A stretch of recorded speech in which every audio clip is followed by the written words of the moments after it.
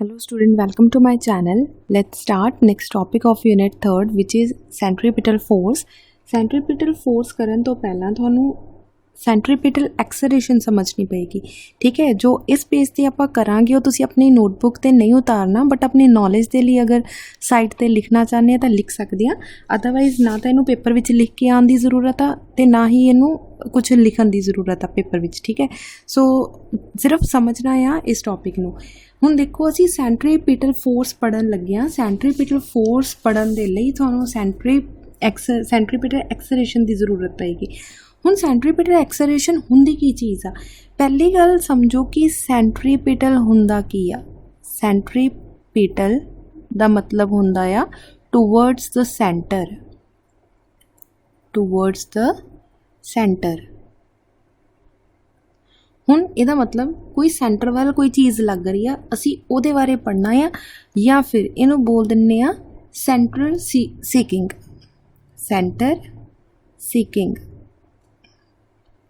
ठीक है, मतलब कोई फोर्स आ जो सेंटर दे वाले लग रही आ। लेट अस सपोज असी एक सर्कल ले लिया।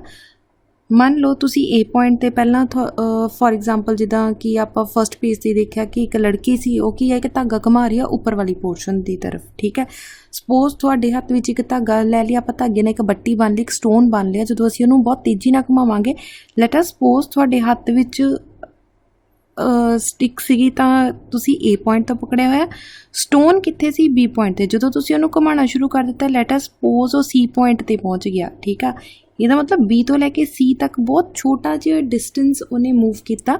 सो स्मॉल वेलोसिटी लगी, that is delta we.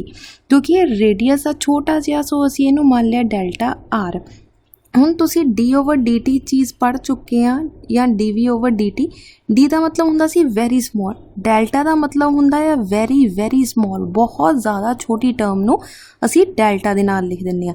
D मतलब वैरी स्मॉल, ठीक है, डेल्टा का मतलब वैरी वैरी वैरी स्मॉल। अगर कोई टर्म बहुत ज़्यादा छोटी होवे उत्थे असीं डेल्टा वर्ड यूज़ करते हैं। इसदा मतलब जिहड़ा इहदे विच एंगल बन रहा that is also small angle, that is delta theta. So इन्हें छोटा जिहा डिस्टेंस कवर किया। सो बी तो लैके सी तक का छोटा जिहा डिस्टेंस कवर किया, which is delta S. Delta we की है उहदी वेलोसिटी, डेल्टा एस की है उहदी डिस्टेंस। ठीक है जी, यदा मतलब असी साइड ते एक पोर्शन बना के देख लैंने in the vector form. Let us suppose तुहाडे को पी सी, पी तो असी दो वैक्टर्स दिते having velocity v1 and velocity v2। सो इन्हां दी जो रिजल्टेंट वेलोसिटी होएगी that is delta we. Delta we मतलब जो बहुत ज़्यादा छोटी है, या फिर रिजल्टेंट वेलोसिटी। हुण ध्यान नाल देखो, दोनों ट्रायंगल्स देखण च सेम लग रही आ। पी क्यू आर ते ए बी सी जिहड़े आ ट्रायंगल ऑलमोस्ट सेम लग रहे आ। अदरवाइज तुहाडा एक्सलेरेशन किहदे इक्वल हुंदा है? Velocity over time they, velocity over time. Because इत्थे असीं बहुत छोटी जी वेलोसिटी की गल कर रहे हैं। So delta V divided by delta T आ जाएगा। ठीक है, सो असी लिखण की लगे हाँ, बिकॉज डिस्टेंस बी सी, जिहड़ा बी सी डिस्टेंस आ वो की आ बहुत ज़्यादा स्मॉल आ।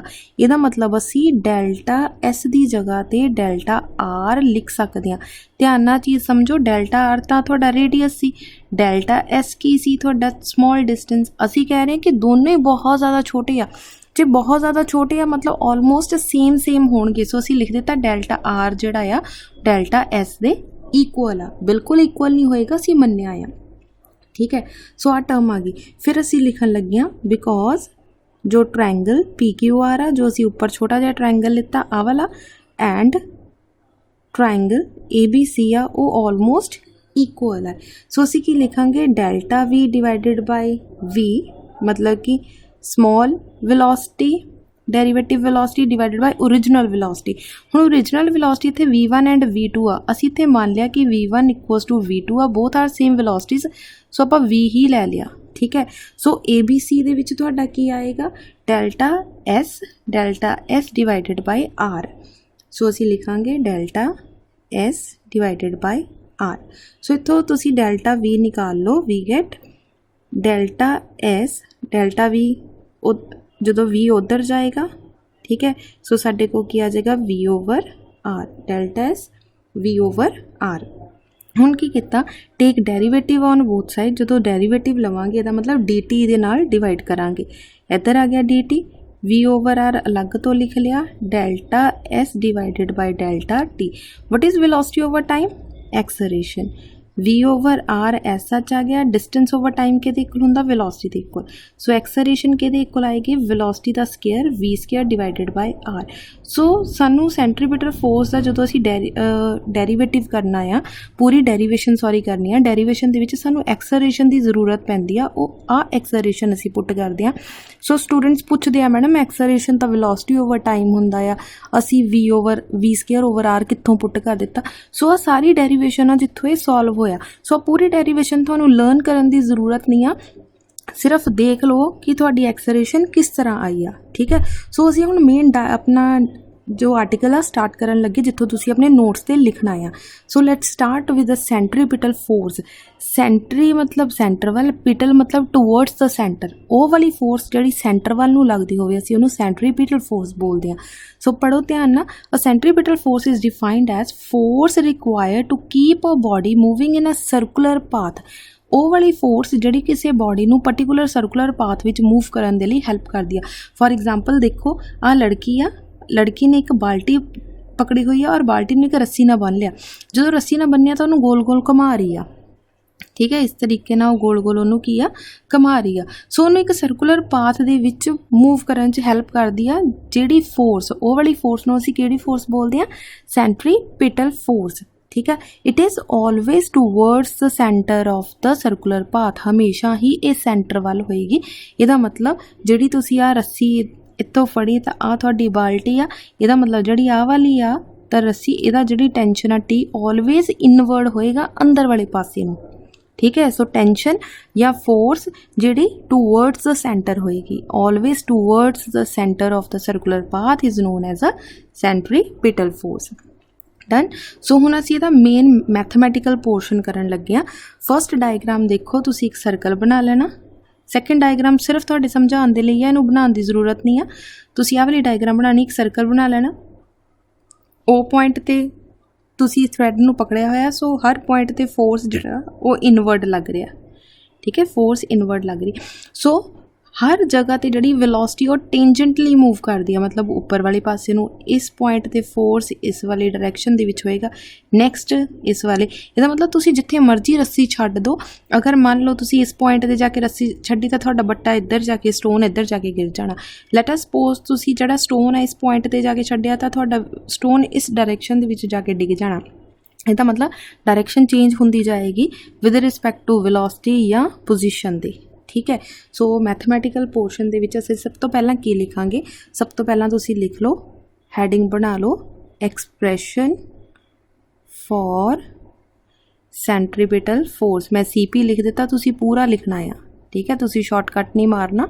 सो सेंट्रीपिटल फोर्स का की असीं एक्सप्रैशन करन लगे. सो सब तो पहला की लिखांगे? Consider a particle of mass M.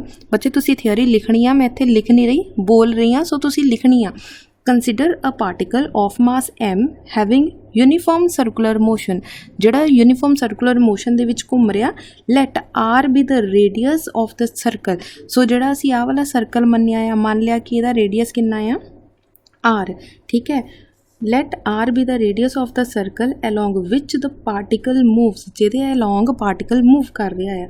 So mathematical portion ਲਿਖਣ ਲੱਗਿਆ the centripetal acceleration of the particle, ਤੁਸੀਂ ਲਾਈਨ ਲਿਖਣੀ ਆ the centripetal acceleration of the particle A is equals to V square divided by R.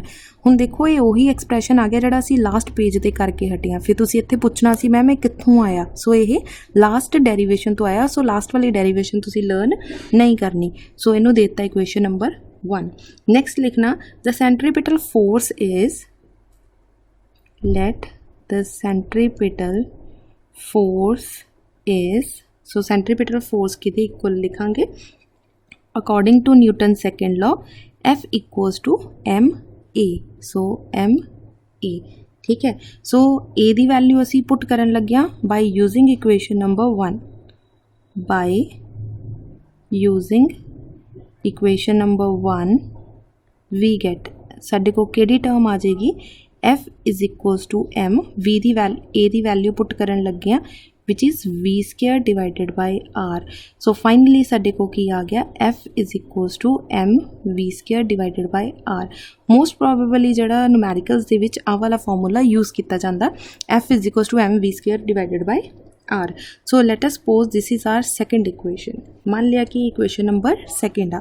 Next असीं मन्नण लगे हां if omega, omega की आ जिहड़ी तुहाडा एंगल बन रहा, डायग्राम देखो आ वाली, इहदे विच ओमेगा बन रहा। ओमेगा की आ तुहाडी एंगूलर वेलोसिटी, क्योंकि एंगल दे विच वेलोसिटी जा रही है।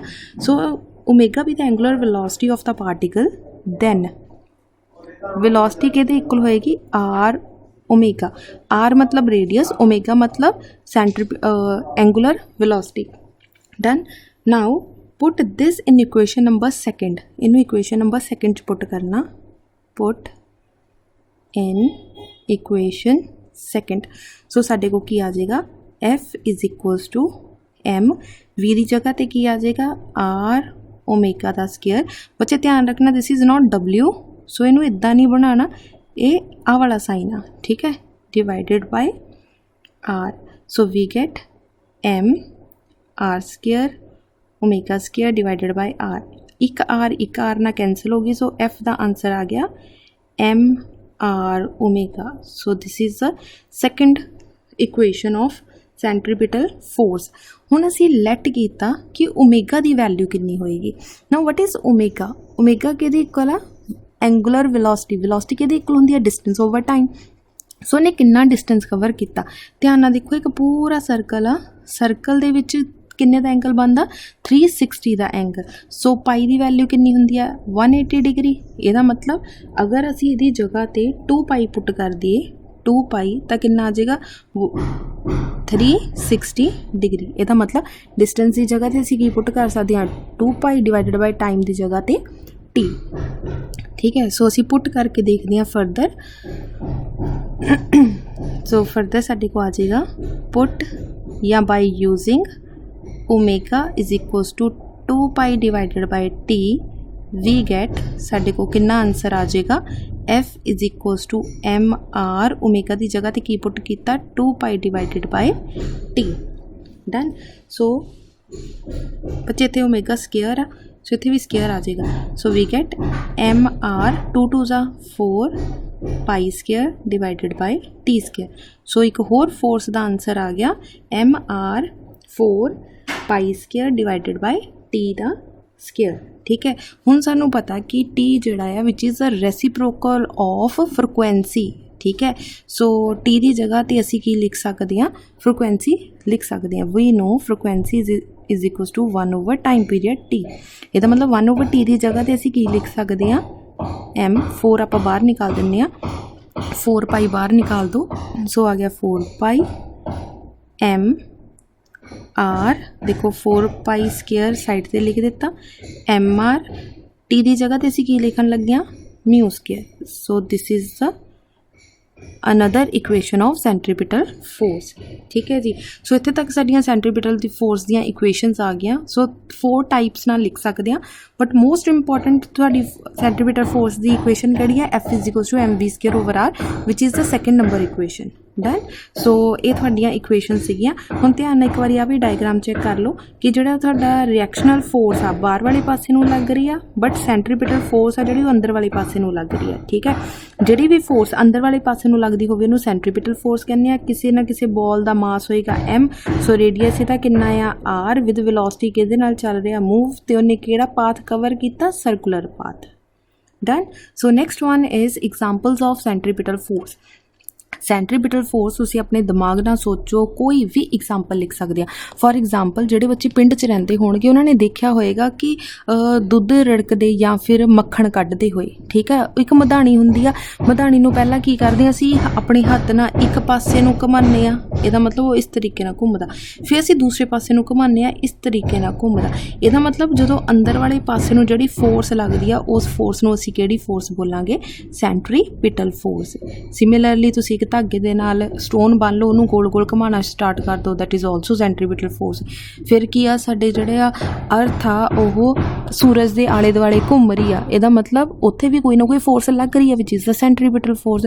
ਸੋ ਕੋਈ ਵੀ ਐਗਜ਼ਾਮਪਲ ਲਿਖ ਸਕਦੇ ਹਾਂ। ਸੋ ਮੈਂ ਕੁਛ ਐਗਜ਼ਾਮਪਲ ਇੱਥੇ ਲਿਖਿਆ ਆ। ਮੰਨ ਲਓ ਤੁਸੀਂ ਇੱਕ ਸਟਰਿੰਗ ਲਿੱਤਾ, ਸਟਰਿੰਗ ਦੇ ਨਾਲ ਕੀ ਆ, ਰੋਪ ਨੂੰ ਬੰਨ ਲਿਆ, ਸਟਰਿੰਗ ਜਾਂ ਰੋਪ ਦੇ ਨਾਲ ਤੁਸੀਂ ਇੱਕ ਸਟੋਨ ਨੂੰ ਬੰਨ ਲਿਆ। The centripetal force is provided by the force of tension. Force of tension ਮਤਲਬ ਜਿਹੜੀ ਅੰਦਰ ਵਾਲੀ ਪਾਸੇ ਨੂੰ ਫੋਰਸ ਲੱਗ ਰਹੀ, ਅਸੀਂ ਉਹਨੂੰ ਟੈਂਸ਼ਨ ਵੀ ਬੋਲ ਦਿੰਦੇ ਜਾਂ ਫਿਰ ਸੈਂਟਰੀਪੀਟਲ ਫੋਰਸ ਵੀ ਬੋਲ ਦਿੰਦੇ।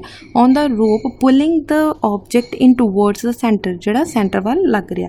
Second point is the gravitational force of attraction. Gravitation force of attraction ਜਿਹੜੀ ਹੁੰਦੀ ਆ between the son and the ਅਰਥ। ਸਨ ਜਾਂ ਅਰਥ ਦੇ ਵਿੱਚ, ਮੰਨ ਲਓ ਆ ਤੁਹਾਡਾ ਸਨ ਆ, ਇਸ ਔਰਬਿਟ ਦੇ ਵਿੱਚ ਤੁਹਾਡੀ ਅਰਥ ਘੁੰਮ ਰਹੀ ਆ। ਅਰਥ ਜਿਹੜਾ ਆ ਸੈਂਟਰ ਵੱਲ ਕੋਈ ਨਾ ਕੋਈ ਫੋਰਸ ਲਗਾ ਰਿਹਾ। ਪ੍ਰੋਵਾਈਡਸ ਦ ਨੈਸੈਸਰੀ ਸੈਂਟਰੀਪੀਟਲ ਫੋਰਸ ਮੂਵ ਦ ਅਰਥ ਅਰਾਊਂਡ ਦ ਸਨ, ਜਿਹੜਾ ਸਨ ਨੂੰ ਮੂਵ ਕਰਨ ਦੇ ਵਿੱਚ ਹੈਲਪ ਕਰਦਾ। ਸਿਮਿਲਰਲੀ ਨੈਕਸਟ ਦੇਖੋ, the electrostatic force of attraction between the nucleus and the electron. ਮੰਨ ਲਓ ਹੁਣ ਤੁਸੀਂ ਕੈਮਿਸਟਰੀ ਦੇ ਵਿੱਚ ਪੜ੍ਹ ਚੁੱਕੇ ਹੋਵੋਗੇ ਫਸਟ ਚੈਪਟਰ ਦੇ ਵਿੱਚ ਕਿ ਸੈਂਟਰ ਵਿੱਚ ਨਿਊਕਲੀਅਸ ਹੁੰਦਾ, ਉਹਦੇ ਆਲੇ ਦੁਆਲੇ ਇਲੈਕਟ੍ਰੋਨਸ ਰਿਵੋਲਵ ਕਰਦੇ। ਸੋ ਇਹ ਵਾਲੇ ਇਲੈਕਟ੍ਰੋਨ ਵੀ ਆ ਜਿਹੜੇ ਸੈਂਟਰ ਵੱਲ ਕੋਈ ਨਾ ਕੋਈ ਫੋਰਸ ਅਪਲਾਈ ਕਰ ਰਿਹਾ, which is also known as a centripetal force. Next one is a turning a car. ਮੰਨ ਲਓ ਤੁਸੀਂ ਹੁਣ ਇੱਕ ਕਾਰ ਨੂੰ ਘੁਮਾ ਰਹੇ ਆ, ਠੀਕ ਹੈ, ਤੁਸੀਂ ਕਿਸੇ ਰੋਡ 'ਤੇ ਜਾ ਰਹੇ ਆ, ਤੁਸੀਂ ਮੋੜ ਕੱਟਿਆ, ਮੋੜ ਕੱਟਦੇ ਆ ਤਾਂ ਸੈਂਟਰ ਵੱਲ ਨੂੰ ਹੀ ਤੁਹਾਡੀ ਜਿਹੜੀ ਆ ਕਾਰ ਆ ਮੂਵ ਕਰਦੀ। Here the centripetal force is provided by the frictional force between the ground and the wheel. ਇਹੀ ਸੈਂਟਰੀਪੀਟਲ ਫੋਰਸ ਸਾਨੂੰ ਫ੍ਰਿਕਸ਼ਨ ਪ੍ਰੋਵਾਈਡ ਕਰਦੀ ਆ। ਡਨ। ਸੋ ਇਹ ਕੁਛ ਇੱਕ ਐਗਜ਼ਾਮਪਲ ਸੀਗੀਆਂ ਜਿਹੜੀਆਂ ਤੁਸੀਂ ਲਿਖ ਸਕਦੇ ਆ, ਜਾਂ ਤੁਸੀਂ ਆਪਣੀ ਮਰਜ਼ੀ ਨਾਲ ਵੀ ਜਿਹੜੀ ਵੀ ਐਗਜ਼ਾਮਪਲ ਤੁਹਾਡੇ ਦਿਮਾਗ 'ਚ ਆਉਂਦੀ ਆ ਤੁਸੀਂ ਉਹ ਲਿਖ ਸਕਦੇ ਆ। ਸੋ ਇਹ ਛੋਟਾ ਜਿਹਾ ਕਨਸੈਪਟ ਸੀ ਸੈਂਟਰੀਪੀਟਲ ਫੋਰਸ ਦਾ। ਇਹ 1 ਜਾਂ 2 ਮਾਰਕਸ ਦਾ ਕੁਐਸਚਨ ਤੁਹਾਡੇ ਐਗਜ਼ਾਮ ਦੇ ਵਿੱਚ ਆ ਸਕਦਾ, ਜਾਂ ਫਿਰ MCQs ਦੀ ਫਾਰਮ ਦੇ ਵਿੱਚ ਤੁਹਾਡੇ ਪੇਪਰ ਵਿੱਚ ਆ ਸਕਦਾ। Thank you.